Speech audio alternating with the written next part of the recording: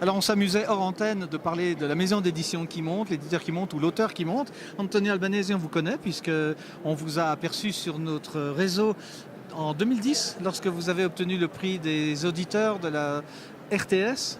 Oui, tout à fait. Rappelez-nous le titre. Pour La chute de l'homme. La chute de l'homme, c'était aux éditions L'Âge d'homme et du vivant de Vladimir Dimitrievitch, si ma mémoire est juste. Et on peut saluer et sa mémoire ainsi que celle de sa fille, elle, qui continue les éditions.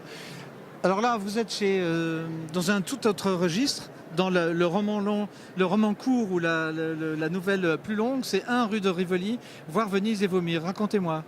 Voilà, donc il s'agit d'une petite série un peu satirique, un roman noir, s'inscrit dans un genre un peu de critique sociale. Oui. Et puis c'est aussi un peu une histoire justement d'une rencontre avec un éditeur, c'est-à-dire Giuseppe Merone, et puis l'envie de faire quelque chose ensemble.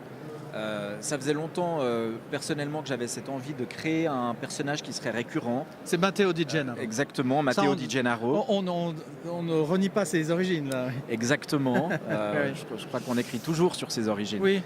Et donc de m'amuser avec ça, j'avais envie de faire quelque chose d'assez léger dans le rythme, le ton, mais qui en même temps aborde à chaque fois un problème social par un prisme un petit peu philosophique. Exemple, 1 rue de Rivoli, ça raconte quoi ça? 1 rue de Rivoli, c'est très ancré sur la question du logement, et donc de la pénurie de logement, ça se passe dans un squat à Paris, et puis donc ça permet d'aborder cette question-là, mais toujours à travers une enquête qui est plus un prétexte à avoir des réflexions, des digressions, et puis à trouver un ton qui m'intéressait, qui est un ton très libre, où le narrateur, enfin l'enquêteur Matteo Di Gennaro se permet d'apostropher son lecteur de façon assez insolente, et puis surtout d'essayer pour le secouer un peu, puis le faire réfléchir à travers ce prisme qui m'intéressait d'une éthique minimale. J'avais lu un philosophe français qui s'appelle Rouwen Ogian, qui est mort il y a